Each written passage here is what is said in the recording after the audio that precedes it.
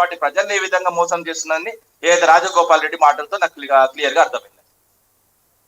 So Venugopal గారు, కోమటిరెడ్డి రాజగోపాల్ రెడ్డి గారు, సరే ఆయనకు మంత్రి పదవి రావట్లేదన్న నిరాశతో మాట్లాడారా, లేకపోతే వాస్తవాలు మాట్లాడారా, ఇదంతా కూడా ఇప్పుడు చర్చ జరుగుతోంది కాబట్టి, సరే బీజేపీలో రాజగోపాల్ రెడ్డి గారికి అంతకుముందు బీజేపీ నుంచి ఆయన వచ్చారు కాబట్టి బీజేపీలో అంటే కాంగ్రెస్ పార్టీ అధికారంలోకి వస్తుంది, తద్వారా తనకు మంత్రి పదవి వస్తుందనే ఒక ఆశతో వచ్చారు.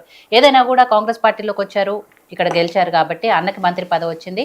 ఇప్పుడు ఒకే కుటుంబం నుంచి మంత్రి పదవులు ఇవ్వలేము అన్న సాకు చూపించి తనకి మంత్రి పదవి ఇవ్వట్లేదు అని కూడా ఆయన బహిరంగంగానే మాట్లాడుతున్నారు. కాబట్టి సరే ఆయన చేస్తున్న ఏవైతే వ్యాఖ్యలు ఉన్నాయో రేవంత్ రెడ్డిని ఉద్దేశించి మాట్లాడుతున్నవి కేవలం మంత్రి పదవి రావట్లేదనే కోపంతోనైనా, లేకపోతే నియోజకవర్గ ప్రజల మీద నిజంగా ప్రేమ ఉండి ఆ నియోజకవర్గ అభివృద్ధి జరగట్లేదు కాబట్టి వాస్తవాలు మాట్లాడుతున్నారు అనుకోవాలా?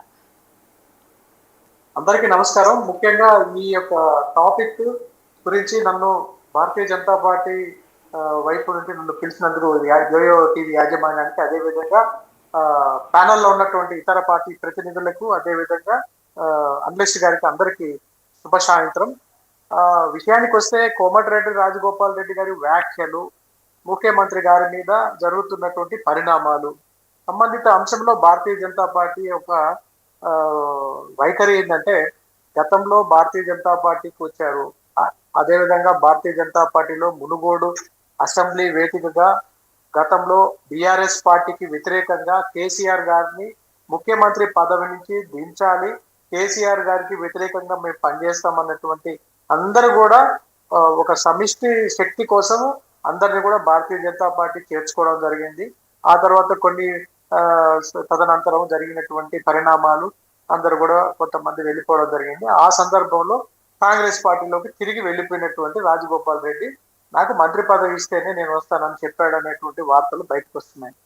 మేడం, ఏదైనా సరే రాజకీయంలో గతంలో ఒక సామెత ఉండేది, హత్యలు ఉండవు, ఆత్మహత్యలే ఉంటాయని చెప్పని ఒక సామెత ఉంది. రాజకీయంగా అనేటువంటి వ్యక్తి వాళ్ళు వాస్తవంగా కోమటిరెడ్డి రాజగోపాల్ రెడ్డి అయినా ప్రముఖ కాంట్రాక్టరు, చాలా ఉన్నతమైనటువంటి సంస్థ ఉన్నటువంటి డబ్బు అన్ని హోదా ఉన్నటువంటి వ్యక్తి. గతంలో కూడా కోమటిరెడ్డి వారు గతంలో రాష్ట్రంలో కానివ్వండి, వాళ్ళ యొక్క రాజకీయంగా ప్రజలతో అనుబంధం గురించి వాళ్ళు ఉన్నటువంటి వ్యవహార శైలి కూడా తెలిసిందే. అంటే నల్గొండ జిల్లా వరకు వాళ్ళకు ఉన్నటువంటి ఇవన్నీ. సో మంత్రి పదవి ఇస్తే నేను ఇంకా బాగా డెవలప్మెంట్ కానివ్వండి, హోదా కానీ అనేటువంటి అంశంలో ఇస్తానని చెప్పినటువంటి కాంగ్రెస్ పార్టీ ఇవ్వకుండా అతనికి జాప్యం చేస్తున్నటువంటి ప్రస్తుత ముఖ్యమంత్రి గారి మీద, ఇవన్నీ పక్కన పెడితే కానీ రాజగోపాల్ రెడ్డి గారు చాలా వాస్తవాలు మాట్లాడారు. ఆ వాస్తవాలను మనం తీసుకుంటే ప్రస్తుత పరిస్థితులలో ఆయన ఒకటే మాట్లాడుతున్నారు, మనము ఇవ్వలేము, ప్రస్తుత ఖజానా కరెక్ట్గా లేదు, మన ఖజానా ఆర్థిక పరిస్థితి బాగాలేదు కాబట్టి మనం ఖచ్చితంగా ఈ పథకాలు ఇవ్వలేము అని చెప్పేద్దాము అనేటువంటి అంశాలు కానివ్వండి.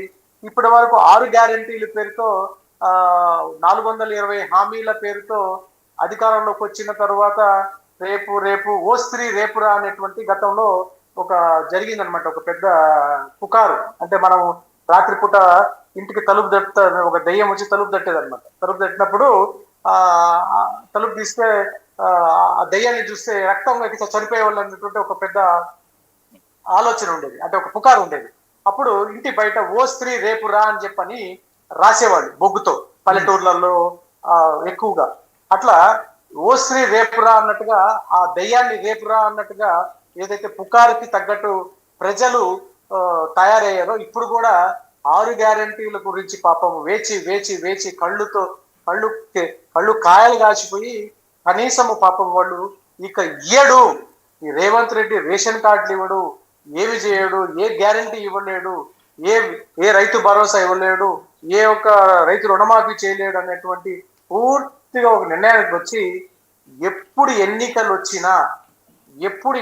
వచ్చినా కాంగ్రెస్ పార్టీ భూస్థాపితం చేసేందుకు తెలంగాణ ప్రజలు సిద్ధంగా ఉన్నారన్నటువంటి వాస్తవాన్ని రాజగోపాల్ రెడ్డి గారు నోటి గుండా ఓపెన్ గా చెప్పడం అనేది చాలా మంచి పరిణామం. ఎందుకంటే ఆయన వీలైతే మళ్ళీ నా మునుగోడు గురించి నేను మళ్ళీ రాజీనామా చేసి మళ్ళీ నేను ఎన్నికలకు పోవడానికి కూడా సిద్ధం అనే స్థాయికి వచ్చిందంటే వాళ్ళల్లో ఉన్నటువంటి ఆ కాంగ్రెస్ పార్టీలో ఉన్నటువంటి నిరుత్సాహాన్ని ఒక శాసనసభ్యుడు సీనియర్ నాయకుడు ద్వారా బయటపడింది. ఇది ముమ్మాటికి నిజం. ఇది ముమ్మాటికి ఖచ్చితంగా ప్రస్తుత తెలంగాణ రాష్ట్రంలో జరుగుతున్నటువంటి వాస్తవము. అదేవిధంగా ఇంకొక పరిణామం ఏంటంటే, సొంత అన్నగారు వాళ్ళ బ్రదర్ కోమటిరెడ్డి వెంకటరెడ్డి గారు ఈ విషయంలో ఏ మాట మాట్లాడితే నేను ఇబ్బంది పడతాను, నా మంత్రి పదవే ఈ ఊడిపోతుందేమో అన్నటువంటి ఆలోచనలో పాపం వెంకటరెడ్డి గారు అసలు ఏం మాట్లాడకుండా ఇంకా ముఖ్యమంత్రి గారి కోసం పూజలు చేయడం, విఘ్నేశ్వరి పూజ ఏదో ఈ మధ్య మీడియాలో అంటే ఒకరేమో ముఖ్యమంత్రి గారిని పడిపోయిన గ్రాఫ్ పూర్తిగా జాకీలు పెట్టి లేపుతున్నాడు, తమ్ముడు ఏమో పూర్తిగా పూర్తిగా ఆల్రెడీ పరువు లేదనుకోండి కాంగ్రెస్ పార్టీకి. కాంగ్రెస్ పార్టీలో ప్రస్తుత ప్రజల మధ్య ఉన్నటువంటి అవగాహన పూర్తిగా డిస్కనెక్ట్ అయిపోయింది. ఏ విధంగా అయితే ప్రజల్ని నమ్మించి మోసం చేసినటువంటి పార్టీ కాంగ్రెస్ పార్టీ. ఇదైతే 100%. నేను భారతీయ జనతా పార్టీలో కార్యకర్తగా కాదు, నేను ఒక సామాన్య ప్రజా పౌరుడిగా మాట్లాడుతున్నాను. నేను ఓపెన్ గా చెప్తున్న ప్రస్తుత పరిస్థితి చాలా ఘోరాతి ఘోరంగా ఉంది రాష్ట్రంలో. ఎక్కడ ఏ వ్యవస్థ సరిగా పనిచేయడం లేదు. నిన్న అమీర్పేటలో మన రేవంత్ రెడ్డి గారు దాదాపు 1.5-2 సంవత్సరాలకి ఒక ఇష్యూ మీద సర్ప్రైజ్ విజిట్ ఇచ్చారు. దానికి కొంత మీడియా, కొన్ని మీడియా ఛానళ్ళు రేవంత్ రెడ్డి గారు సర్ప్రైజ్ విజిట్ ఏదో ఒక పెద్ద దానికి ఒక మీడియా హల్చల్ చేయడం.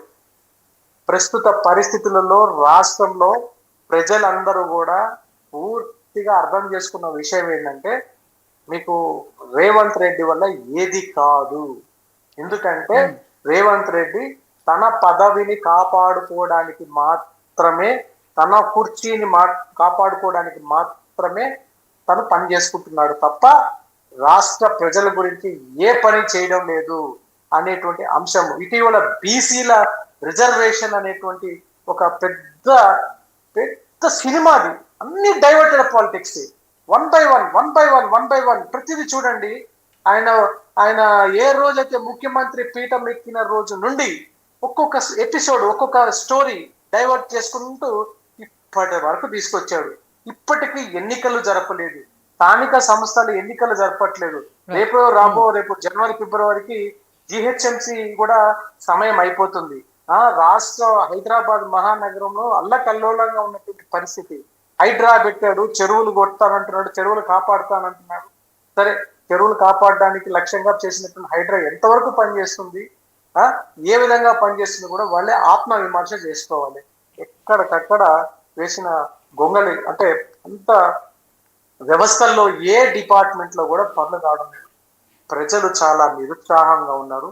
మీరు ఒకసారి మీ యోయో ఛానల్లో ఈ సందర్భంగా రేవంత్ రెడ్డి పాలన ఎలా ఉందని చెప్పి ఇప్పుడు లైవ్ లో మీరు క్వశ్చన్ పెట్టినా మీకు పర్సంటేజ్ తెలుసు. అందువల్ల దయచేసి రేవంత్ రెడ్డిని మార్చుతారా పెట్టుకుంటారా కాంగ్రెస్ పార్టీ ఇష్టం, కానీ ఈ యొక్క అంశాలు ఏదైతే జరుగుతున్నాయో వాళ్ళకి అదేమన్నంటే అంతర్గత ప్రజాస్వామ్యం, మా పార్టీలో అంతర్గత